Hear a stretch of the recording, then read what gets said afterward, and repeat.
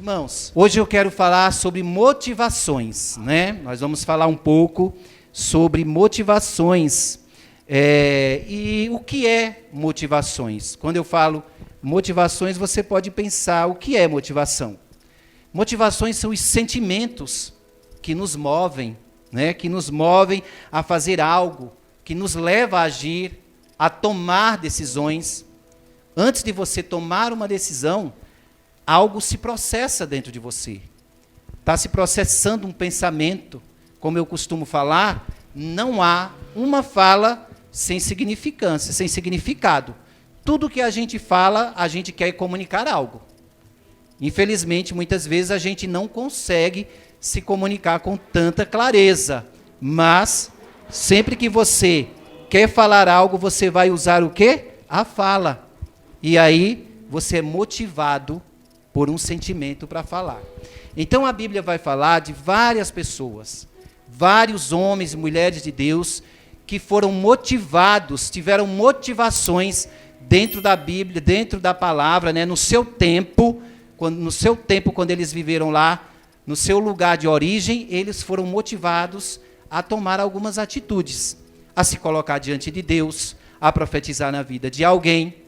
Porque mesmo, mas Deus que falou, pastor, quando a pessoa profetiza, não tem nada a ver com motivações, tem a ver, né?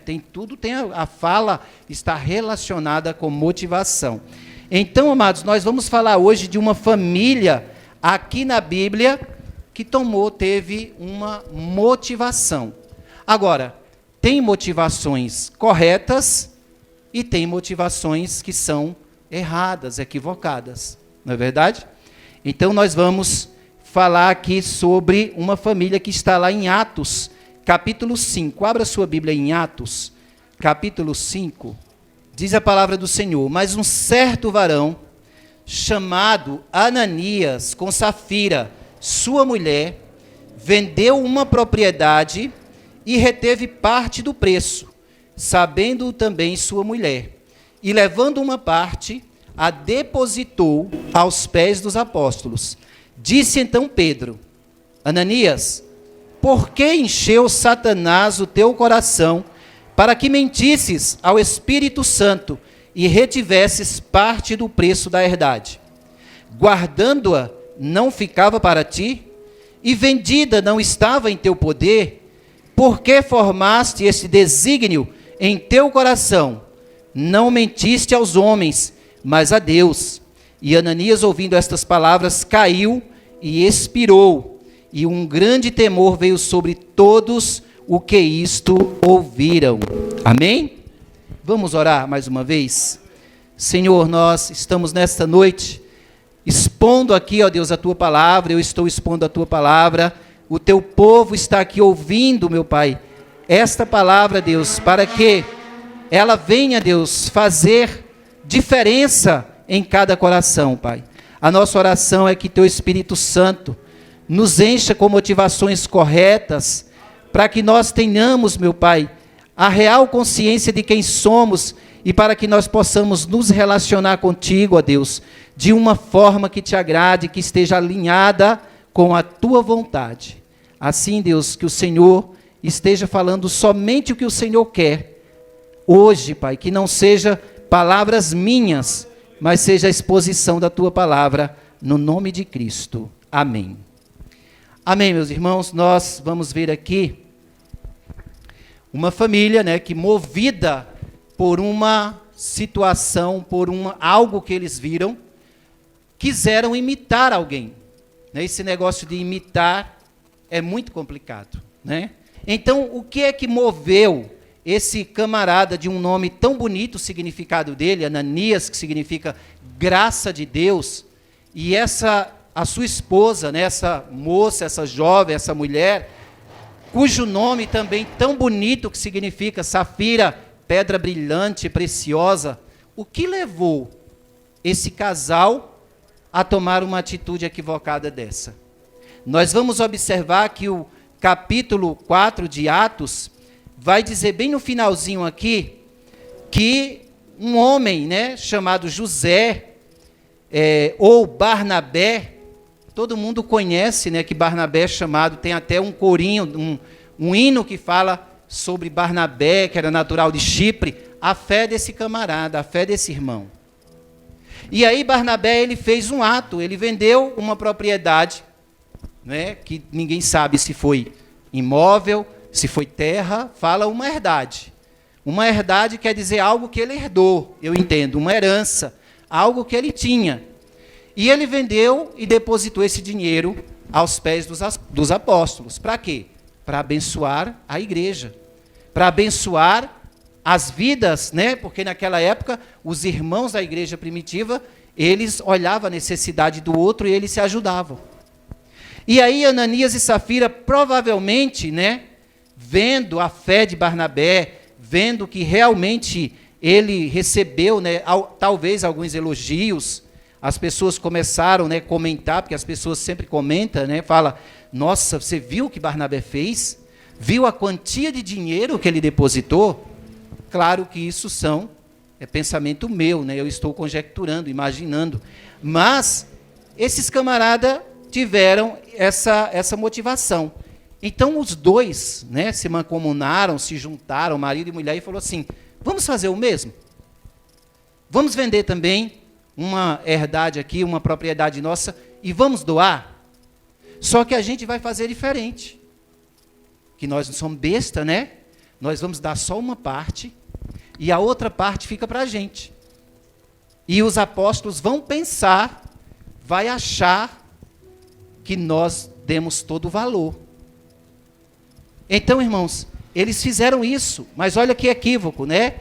Eles venderam a propriedade e esconderam a metade. E aí você fala, por que será que eles fizeram isso? E aí você pergunta, porque quando eu estava lendo o texto, eu falei assim, será que Ananias e Safira eram cristãos? Ou será que eles foram só no embalo, porque estava vendo a igreja se juntando, o povo orando, o povo ajudando um ao outro? Será que eles foram no embalo? Não sei. Talvez fossem cristãos, talvez não. Mas eles fizeram isso motivado, irmãos, por popularidade, para querer ser conhecido, para querer ser vistos, para que as pessoas olhassem para eles e dissessem, nossa, né? Olha, Safira e Ananias também fizeram um ato bonito. Jesus repreendeu essa atitude, lembra? Que os ricos, depositando suas ofertas, eles vinham com grandes quantidades, né? Se exibindo, jogando lá, depositando grandes quantias, e a viúva pobre veio quietinha, depositou sua oferta, e Jesus falou que ela deu mais do que todos. Porque Deus, ele pesa, né? Ele olha, ele sonda, o que está no coração, é a intenção do nosso coração. Então, irmãos, a característica do erro não é o que se faz, mas é como se faz. Não é o que se faz. A característica de você estar errado é como é que você está fazendo. Como é que você está trabalhando na igreja? Qual é a sua motivação para ofertar na igreja? Qual é a sua motivação para trazer a primícia? Qual é a sua motivação para participar de um ministério da igreja? Então, a característica do erro não é porque, né, você está fazendo algo na igreja, você vai dizer assim, mas não está certo? Não é para trazer, pastor Davi? Não é para ofertar, não é para fazer isso? Mas Deus é quem sabe qual você foi movido, por que você foi movido, qual foi a intenção, qual foi a razão para você fazer isso. Então, o Senhor é aquele, irmãos, que sonda mentes e corações. Aí, amados, eu separei um texto aqui para nós, que eu lembrei lá de Mateus 23. Abra sua Bíblia em Mateus, capítulo 23. Aí no comecinho diz, então falou Jesus à multidão e aos seus discípulos, dizendo, na cadeira de Moisés estão assentados os escribas e fariseus. Observai e praticai tudo o que vos disserem, mas não procedais em conformidade com as suas obras, porque dizem e não praticam, pois atam fardos pesados e difíceis de suportar, e os põem sobre os ombros dos homens, eles, porém, nem com um dedo eles querem movê-los. Amém? Então, meus irmãos, o que Jesus estava dizendo aqui, olha, esses camaradas estão assentados na cadeira de Moisés, ou seja, eles estão ensinando a lei. E os ensinamentos que eles estão pregando são corretos. Porque Deus deu a lei a Moisés. São corretos. Então pratiquem. Pratiquem o que eles estão pregando. Mas cuidado com os acréscimos. Cuidado com as práticas religiosas que eles estão acrescentando. O fardo que eles estão querendo colocar sobre os ombros de vocês. Porque eles não estão dispostos a fazer nada disso. Eles estão falando para vocês orar, orem para jejuar, orem para dar esmolas, para ajudar o próximo. Façam isso, porque vocês serão bem-aventurados. Vocês vão ganhar com isso. Queridos, quando a liderança de uma igreja prepara algo para você, baseado nas Escrituras, para a igreja, e ela move a igreja a fazer algo, quando você faz, se aquilo é bíblico, você está sendo bem-aventurado. Você é uma pessoa feliz. Bem-aventurado é feliz. Aquilo vai render para ti um crédito diante de Deus. Mas, quando você fica indiferente, quando você não faz, porque você olha, às vezes, para o testemunho, talvez, até daqueles que estão à frente, e fala assim, eu não vou fazer, porque o pastor não está fazendo. Pastor Davi fala que é para trazer primícia, não traz. Pastor Henrique fala que é para trazer primícia, não traz. Por que é que eu tenho que trazer? Né? Então, se a gente for olhar biblicamente, você está errado. Você está errado. Porque aquilo que você faz, que as Escrituras falam, vai resultar em bênção para você. Mas os camaradas que estiverem incentivando você a fazer tal prática e não fazem, isso já é com Deus. Isso já não é mais conosco. Não cabe a nós julgar, né, essas situações. Então, amados, aqui nós vamos entender, né, que as práticas elas podem estar corretas, mas elas podem estar com razões erradas. Você pode estar fazendo algo, né, você pode ser o intercessor, você chega todo domingo certinho lá, quando eu falo, irmão, chega 5 horas, você chega, você ora, você clama, mas qual é a intenção?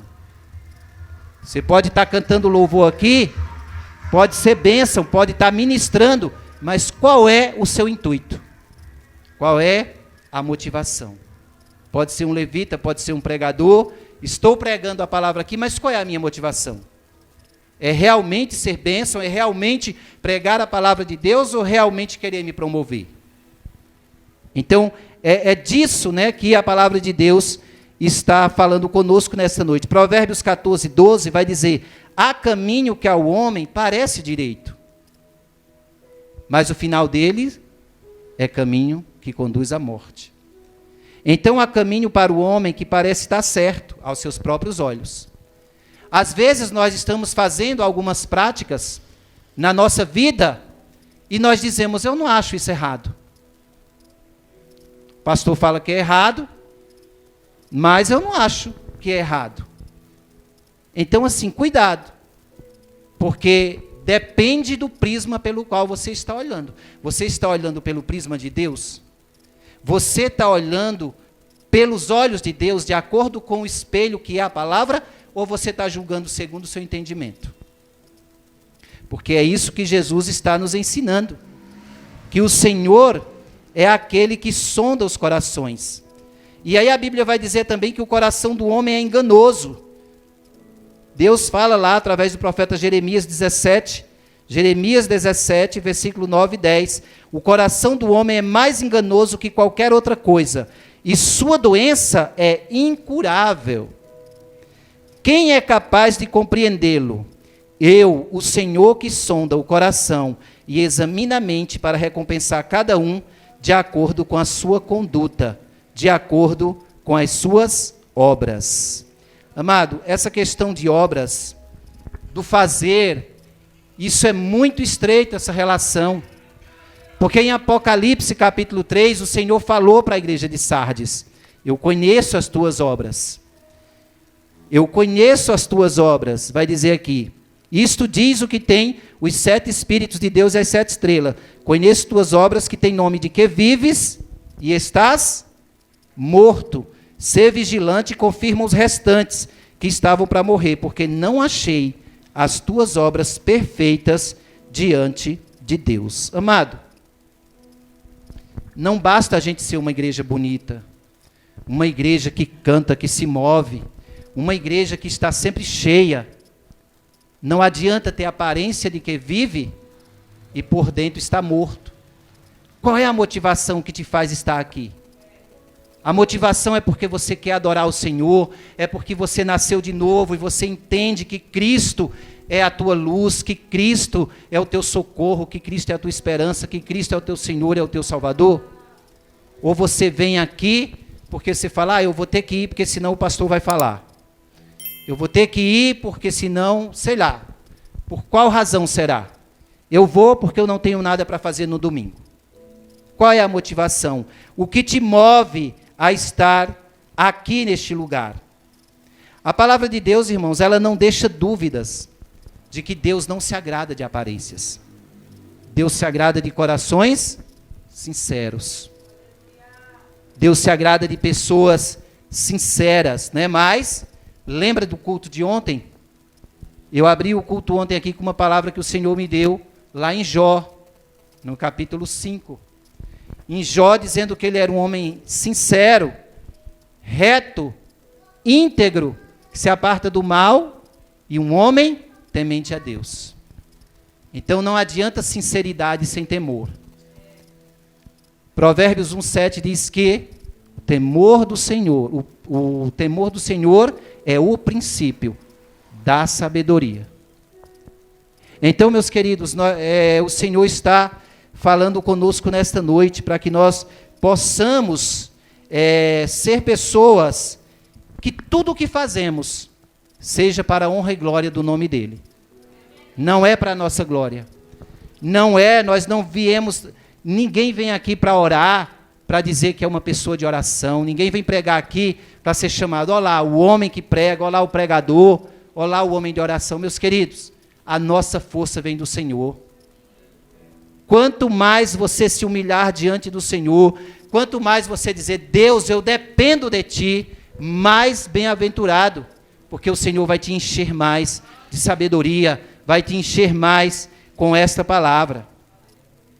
Então, meus queridos, nós vamos ver dentro das Escrituras pessoas que foram movidas por boas intenções, né? E outros por más intenções. Aí você vai para João capítulo 6, né? Abra lá em João capítulo 6. No dia seguinte, a multidão que estava do outro lado do mar, vendo que não havia ali mais do que um barquinho, e que Jesus não entrara com seus discípulos naquele barquinho, mas que os seus discípulos tinham ido sós, contudo, outros barquinhos tinham chegado de Tiberíades, perto do lugar onde comeram o pão, havendo o Senhor dado graças. Vendo, pois, a multidão que Jesus não estava ali, nem os seus discípulos, entraram eles também nos barcos e foram a Cafarnaum em busca de Jesus. E achando a Cafarnaum em busca de Jesus, e foram a Cafarnaum em busca de Jesus, e achando-o no outro lado do mar, disseram-lhe, Rabi, quando chegaste aqui?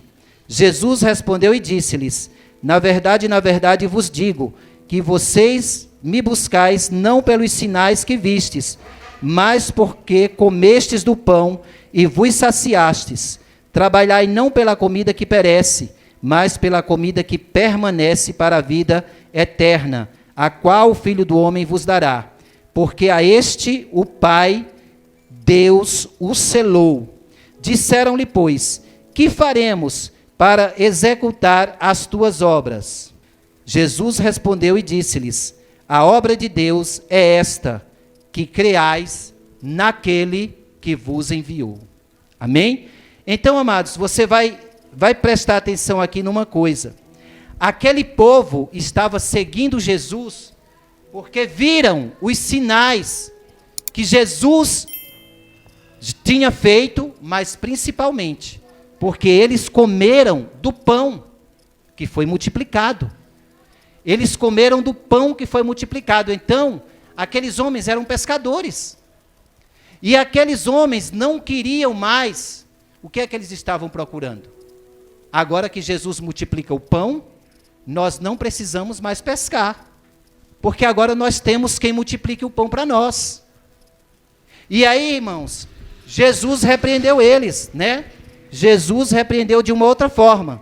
Jesus falou assim, olha, vocês estão me seguindo com uma motivação errada. Porque eu não estou aqui para estar alimentando vocês e dando pão, não. Em outras palavras, Jesus quer, irmãos, que nós possamos angariar o pão com o suor do nosso rosto, trabalhar. Não só nós fazer as coisas com motivações corretas. Ele está ensinando uma outra lição para nós aqui. Trabalhem com suas próprias mãos. Creiam em mim, mas trabalhem também. Quando foi no versículo 29, Jesus falou assim, eles falaram, que faremos para executar as obras de Deus? Jesus respondeu e disse-lhes, a obra de Deus é esta, que creais naquele que me enviou. Disseram-lhe, pois, que sinal, pois, fazes tu, para que vejamos e creiamos em ti? Que operas tu? Nossos pais comeram maná no deserto, como está escrito, deu-lhes a comer o pão do céu. Disse-lhe, pois, Jesus, na verdade vos digo que Moisés não vos deu o pão do céu, mas meu Pai vos dá o verdadeiro pão do céu. Meus amados, Jesus fez uma correção aqui. Jesus falou assim, olha, não foi Moisés que deu o pão do céu para vocês. Quando o maná caiu no deserto, foi meu Pai que deu. Foi Deus que deu. E agora Ele está dando para vocês o quê? O pão vivo. O pão que desceu do céu. E aqueles homens estavam pensando em Deus, irmãos, somente no nível carnal. É como a mulher samaritana. Jesus estava dizendo, eu sou a água da vida. A água que eu lhe der jorrará para a vida eterna, se fará nele um manancial e jorrará para a vida eterna. E aquela mulher disse, Senhor, dá-me sempre dessa água para eu não ter que vir aqui mais. Olha a motivação errada novamente. Eu não quero mais trabalhar, não quero mais vir nesse poço, estou cansado. Amados, nós muitas vezes temos um pensamento equivocado a respeito de Deus. Nossas motivações às vezes são erradas. Muitas pessoas pensam que Deus está aí para te servir, para ser o gênio da lâmpada. Tudo que você pensa, tudo que você pede, Deus vai derramar. Toma que eu te dou isso aqui, toma isso, toma aquilo. Não. Deus vai dar aquilo, não o que você quer. É aquilo que Ele quer, ou aquilo que está alinhado com a vontade dEle. É por isso que muita gente se frustra andando com Jesus. Muita gente quebra a cara, porque as pessoas não querem andar pela fé, vivendo um dia de cada vez, sofrendo suas lutas, suas dores. E muitas pessoas, irmãos, estão indo servir a Deus em religiões erradas, em lugares errados, achando que estão servindo a Deus. Eu me sinto bem aqui, eu vou servir a Deus aqui. Não basta se sentir bem. Você tem que estar ali com a motivação correta. Correta, porque todos os caminhos não levam a Deus. O único caminho que leva a Deus é este que nós temos pregado aqui. Jesus Cristo, o Filho de Deus. Ele disse, eu sou o caminho e a verdade e a vida, e ninguém vai ao Pai senão a mim. Ninguém vem, não é vai. Ninguém vem, porque Jesus está lá. Ninguém vem ao Pai senão a mim. Então Jesus está dizendo aqui que Ele também é Deus, que Ele também está com o Pai. E Jesus está dizendo que a principal obra aceitável a Deus é crer nele. Então não adianta você só cantar, ou só você pregar, você pastorear, tocar teclado, tocar violão, trabalhar na mídia, ajudar os pobres. Pode fazer tudo isso, mas primeiramente com a sua fé depositada naquele que veio para derramar seu sangue por nós. Sua fé primeiro tem que estar em Jesus Cristo para que suas obras sejam aceitáveis. Para que Deus aceite a obra das nossas mãos. Irmãos, nós não temos condições nenhuma de agradar a Deus com os nossos feitos, se não for no nome de Jesus. Se não for no nome de Jesus Cristo. Quando nós oramos, em nome de Jesus Cristo, nós estamos dizendo assim, olha, Senhor, né, aqui tem a chancela do teu filho, o carimbo, eu já fui marcado por esse sangue. Tem um louvor da Igreja Renascer que fala, fui comprado pelo sangue, fui curado pelo sangue. O sangue de Jesus, vermelho forte, carmesim, sangue que me leva até o céu. Sangue vermelho, forte e fiel. Você foi lavado pelo sangue, amado. A obra de Deus que você faz, a melhor obra de Deus que você faz é crer em Jesus Cristo, Filho de Deus. Não seja incrédulo. Creia que Jesus é o teu Salvador.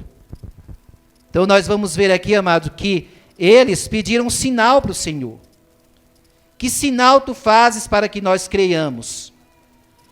E aí Jesus foi falando, e eles não estavam entendendo, até que Jesus se declara, irmãos, no versículo 35. E Jesus lhes disse, eu sou o pão da vida. Aquele que vem a mim não terá fome, quem crê em mim nunca terá sede. Mas já vos disse que vós também me vistes e contudo não creram. Tudo que o Pai me dá virá a mim. E o que vem a mim, de maneira nenhuma lançarei fora. Porque eu desci do céu, não para fazer minha vontade, mas a vontade daquele que me enviou. E a vontade do Pai que me enviou é esta, que nenhum daqueles que me deu se perca, mas que o ressuscite no último dia. Porquanto a vontade daquele que me enviou é esta, que todo aquele que vê o Filho e crê nele, tenha vida eterna, e eu o ressuscitarei no último dia. Amém? Meus amados, será que isso é pouco para nós? Né? Será que isso é pouco para nós? Você ser lavado pelo sangue, comprado pelo sangue, ter um lugar garantido no céu, andar em vitória aqui na terra. Claro que esse andar em vitória tem lutas, tem dores, tem gemido da alma. Mas será que isso é pouco? Para que você ainda viva lamentando ou pedindo algo mais a Deus? Não é pouco. É muita coisa, amado. É muita coisa que Deus já fez por nós. Então, amado, nós precisamos tomar cuidado com as nossas motivações. Até quando a gente faz algo para alguém.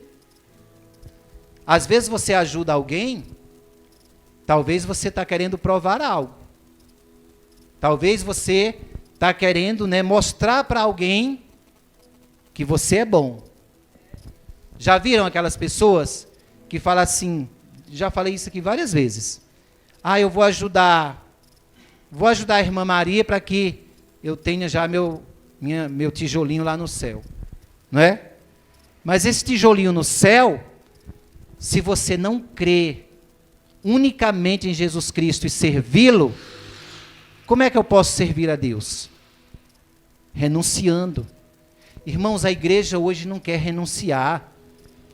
Nós não queremos renunciar.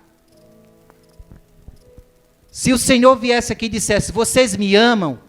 Todos nós ia dizer, sim, Senhor, eu te amo. E aí o Senhor ia dizer assim, ó, quando vocês saírem daqui, antes de ir para casa jantar, vá visitar uma pessoa. Que pessoa, Senhor? Lá na Zona Leste, pode ir que eu vou te mostrar. Nós teríamos essa fé de se deslocar para a Zona Leste. Então, irmãos, isso é renúncia. Mas a igreja hoje está muito acomodada, né? Ter sua casa, terminou aqui, vai para casa, às vezes nem lembra da mensagem, já chega indo para a TV, pergunta no dia seguinte o que foi pregado. Não lembro, não sei. E aí depois diz, não, mas eu amo o Senhor. Eu amo o Senhor. Amado, quando nós cremos em Jesus Cristo, isso é demonstrado na prática. as nossas ações, as nossas motivações. Isso é demonstrado na prática. O pastor Davi falou aqui a questão da frequência aos cultos, isso é muito importante. Às vezes nós escolhemos o culto que a gente vai, não é? Mas na verdade, Deus quer que nós estejamos sempre em comunhão, sempre ouvindo a palavra. Deus quer isso. Então, amados, nós devemos ter cuidado para não fazer como Ananias e Safira. Olha, eu vi fulano fazer isso, eu vou fazer. Sabe, isso é muito parecido com o que a gente vê, por exemplo, você vê um movimento numa outra igreja, e aí você quer fazer aqui. Não é assim. Não é assim. Você vê algo lá fora e você quer implantar essa prática aqui. Não é assim. Cada igreja, Deus dá uma direção diferente.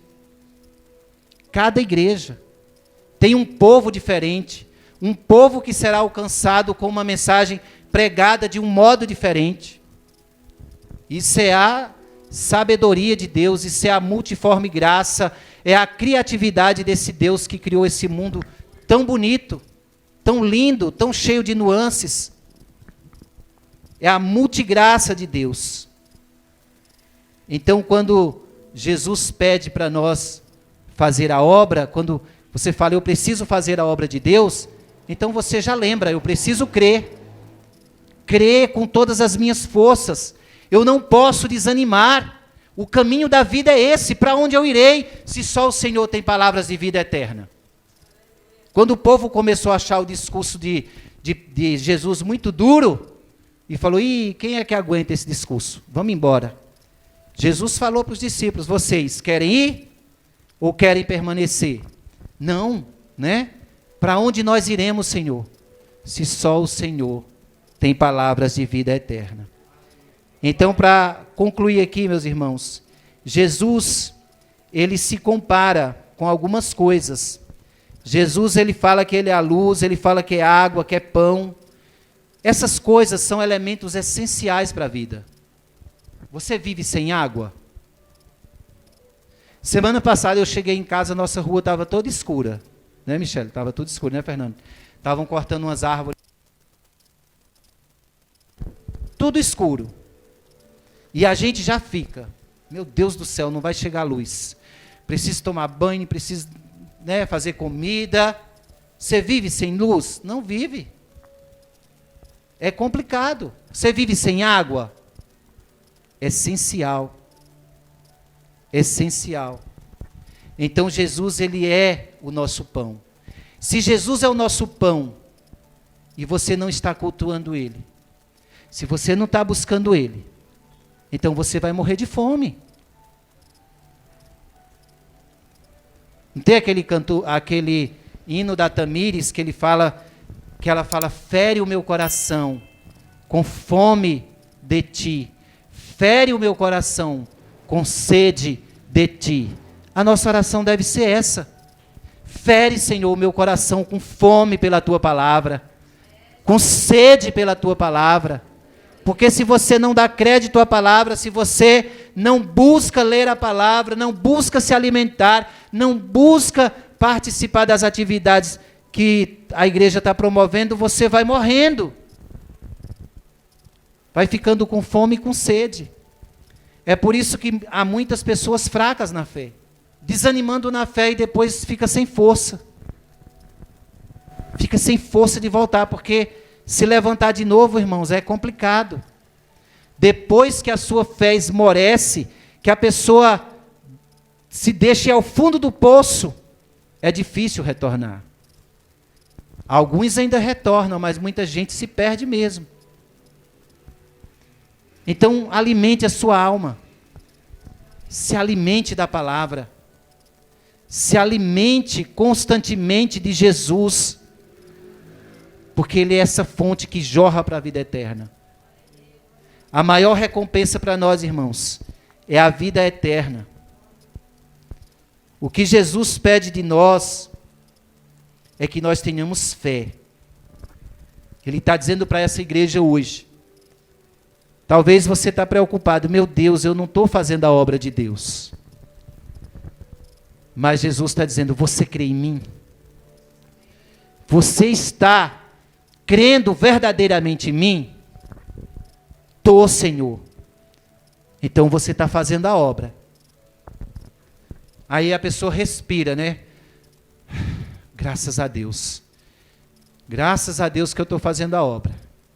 Só que aí Jesus vem e fala assim, ó. Só que isso não é suficiente. Se você realmente crê em mim, você precisa trabalhar também no reino. Porque, irmãos, preste atenção. Quando Jesus diz que a obra de Deus é crer em mim, ele está dizendo assim, ó, você crendo em mim, você vai se mover. E com as motivações corretas. Se você crê em mim, o camarada que crê, o homem, a mulher, o jovem que crê, ele se move porque ele entende que está trabalhando para um reino que não pode ser destruído. Está trabalhando para um rei que recompensa, que vai galardoar, presentear aqueles que trabalham. E é recompensa para nós. E Deus é tão bom, irmãos, porque assim como o trabalho, ele é indispensável para a nossa vida e para o nosso sustento, o trabalho no reino também é, para manter a tua fé de pé. Quando você está trabalhando, quando você está em atividade, você está conhecendo as pessoas, você está em comunhão. Ontem terminou o culto aqui, eu abordei a Maria ali fora, né? A Bia, Maria Beatriz, ela gosta de ser chamada de Bia, eu não sabia. Pior que eu já acostumei chamar ela só de Maria. E aí, eu abordei ela aqui na porta e falei assim, nossa Maria, o que é que está acontecendo? Você quase toda semana manda uma mensagem para mim, a gente se fala, não falei com você essa semana? Ela, nossa pastor, é verdade, eu também estou me sentindo estranha. Gente, eu não falei com você essa semana, estou afastada de todo mundo. Né, Maria? E aí eu falei assim, mas a célula de terça vai voltar, de quinta, aí nós vamos estar em comunhão. Mas esse sentimento, irmãos, é por causa dessas férias. A gente não se encontrou muito nas quintas, né, Maria? Maria, Isa, Lude, Vitor, Daniel. A gente não se encontrou muito, Daniel sim, porque mora dentro de casa, né? Daniel está comigo ali toda hora levando repreensão. Mas a gente não se encontrou. Por isso que é importante estar ali juntos para a nossa fé ir alavancando. Para a gente estar mais firme, um dando força para o outro. E aí você já não está lendo Bíblia, você já não está orando, já não está em comunhão, a tendência é morrer mesmo. Mas o Senhor da vida, o nosso Deus Todo-Poderoso, nesta noite está dizendo para você, filho e filha minha, faça a obra, creia em mim, porque eu te salvei, eu tenho um propósito na tua vida. Pastor, qual é meu propósito? Qual é o meu propósito? Vai caminhando que o propósito vai surgindo. Vai caminhando que o propósito vai aparecendo. Quando a gente olha para uma pessoa e diz assim, Deus tem um propósito na tua vida, e a pessoa fala, mas todo crente fala isso. Esse negócio de crente olhar para mim e dizer que Deus tem um propósito, isso parece já virou um jargão. Mas aí, você fala, vai caminhando, que Deus vai te mostrando. Você acha que Deus vai mostrar tudo? Você acha que tudo que a gente sabe aqui a respeito de Deus, a gente sabe tudo? É só a ponta do iceberg. O melhor está preparado. O melhor de Deus está preparado para nós. A palavra de Deus fala, nem olhos viram e nem ouvidos ouviram o que Deus preparou para nós. Esses dias eu caminhava com Samuel e a gente conversando essas coisas. Samuel falou assim, pai, o que é isso, o que é aquilo, o que é aquilo? Eu falei, Sam, eu não sei tudo. Infelizmente, tu vai perguntar para Deus. Porque tem coisa que eu não sei, filho. E aí eu lembrei desse texto, o Espírito Santo me trouxe. E eu falei, Sam, Deus fala, as Escrituras falam, que nem olhos viram, nem ouvidos ouviram o que Deus preparou. Quer dizer, Você nem imagina, se você se encanta com o que tem aqui na terra de bom, o de melhor e de mais bonito e mais precioso, imagina quando você chegar no céu, irmão. Imagina quando você estiver na glória, caminhando lá com o Senhor. Amém? Então, amados, Jesus também, você vê como a palavra é rica. Se a gente parar só aqui, você vai dizer assim, como eu já falei. Então, se eu creio em Jesus, estou fazendo a obra. Mas Jesus falou que a verdadeira obra de Deus qual é? Visitar os órfãos, as viúvas, não é? Os desamparados. E aí a gente olha novamente para nós. Eu estou fazendo isso? Eu estou fazendo isso? Então, irmãos, a fé em Cristo é o princípio, ela nos move, ela nos faz, né, se mover. Amados, e orar, por exemplo? Irmãos, se a igreja não orar uns pelos outros, a igreja vai morrendo, vai ficando desanimada. O culto de Maria aos pés da cruz ontem aqui estava parecendo um funeral. Né? Fiz a abertura, o louvor cantou, a pastora pregou, e as poucas pessoas que tinham aqui estavam tristes. Por que será? Amado, nós precisamos nos mover no sobrenatural. A nossa alegria não depende de situações. A nossa alegria não depende se um culto é muito animado. A nossa alegria não depende se eu estou bem, tem dinheiro. A alegria do Senhor, ele fala lá em Neemias, é a nossa força. A alegria do Senhor é quem nos move. Então se mova em Cristo, nessa fé que te impulsiona, que te faz sorrir. Pastor Davi prega aqui que o crente deve andar sorrindo, alegre, não é, pastor Davi? Não bicudo, carrancudo, porque nós somos pessoas alegres em Cristo. Uma pessoa me contou lá no trabalho que outra pessoa tinha raiva dela porque ela só vivia rindo. Eu não sei que alegria essa mulher tem, que só anda rindo.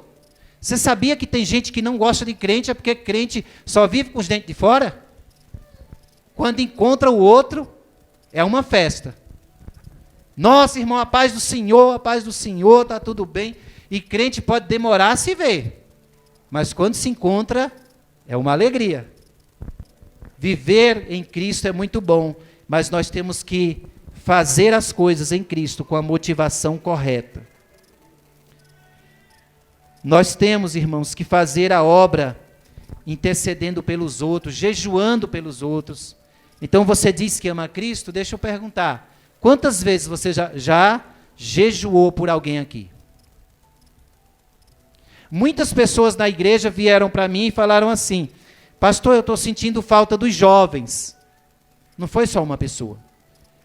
Eu estou sentindo falta dos adolescentes ali. Eu falei, eu também estou.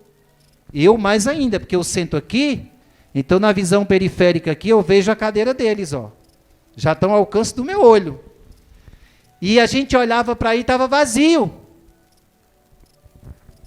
Mas eu pergunto, você orou por eles? Jejuou pela vida deles para eles voltar? Para eles se animarem, né? Que eles não estavam desviados, afastados, eles estavam desanimados. É isso, irmão. Não tem fórmula mágica. Não tem o que fazer se nós não estivermos também dispostos a fazer a obra. Jejuar pelo irmão que está fraco, orar pela igreja que está desanimando, orar por aquele irmão que não consegue frequentar os cultos de jeito nenhum. Mas eu trabalho muito, pastor, trabalho de sábado, trabalho de domingo, então eu vou orar para Deus te dar um trabalho para você vir de sábado e de domingo. Né? Mas aí você só lamenta. Não é só lamentar. Toda vez que surgir um problema, seja com você, seja com o vizinho, seja com alguém que você conhece, seja com o teu irmão, você precisa agir fazendo a obra. Você já crê naquele que é o nosso Salvador, então você vai colocar essas demandas diante dele. Vai colocar diante dele. Aleluia, irmãos. Então, Pai, amados, por meio da palavra de Deus, Ele está nos chamando de volta a uma vida verdadeiramente piedosa e justa. O Senhor está nos convocando nesta noite para fazer aquilo que agrada ao seu coração. Foi por esta razão, amado, que Jesus disse ao povo: a obra de Deus é esta, que creiais naquele que Ele enviou. João 6:29. Se verdadeiramente cremos em Jesus, nós vamos fazer as boas obras. Nós vamos praticar essas boas obras e vamos praticar com motivações certas, corretas, pela fé. Eu estou fazendo isso porque realmente eu amo. Eu estou aqui em comunhão com você porque eu quero estar perto de você. A motivação é essa. Eu quero viver em comunhão. Daqui a pouco nós teremos o culto de ceia. Vamos celebrar a ceia. E aí, Jesus sempre fala, né? Deus fala na sua palavra, através da vida do apóstolo Paulo: examine-se, pois, o homem a si mesmo. Esse exame é isso que Deus pede. Como é que você está? Você vai tomar a ceia, mas você, como é que está seu coração?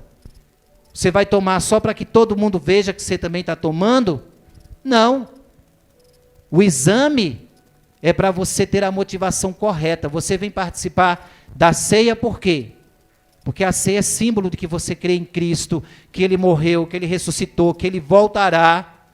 Cristo vai voltar para buscar a igreja. É sinônimo de comunhão. Quando você toma a ceia, você está em comunhão, está dizendo: ó, estou participando de um banquete junto com vocês. Amém? Então, queridos, essa é a motivação correta que nós temos que ter em Cristo. A motivação de fazer a obra pela fé. Se a gente fizer alguma coisa dentro da igreja, por mais bonita que seja, por mais extraordinária que seja, se não for por meio, porque você é movido pela fé, você está com a motivação errada, logo não agrada ao coração de Deus. É por isso que Jesus fala, né? 2 Coríntios 9, versículo 7, ou é 7 e 9, se eu não estou enganado, está aí no envelope da nossa Bíblia. Ele fala: cada um contribua segundo aquilo que propôs no seu coração. Porque o Senhor ama quem dá com alegria. A intenção, para Deus o que vale é a ação, mas com intenção. Intenção correta. Motivação correta. Não adianta eu dizimar se a minha motivação é só para mostrar que eu estou dizimando. Não adianta eu ofertar se a minha motivação é simplesmente, não é, ser aplaudido. Qual é a motivação? Não, a minha motivação é porque eu participo de uma igreja que tem necessidades, que ajuda missionários, que precisa se manter, que precisa o lugar, as portas continuar abertas, precisa pagar o aluguel, precisa evangelizar. Porque sem dinheiro, irmãos, também a igreja não se mantém de pé, não evangeliza. Motivação correta. Essa é a motivação correta. Amém?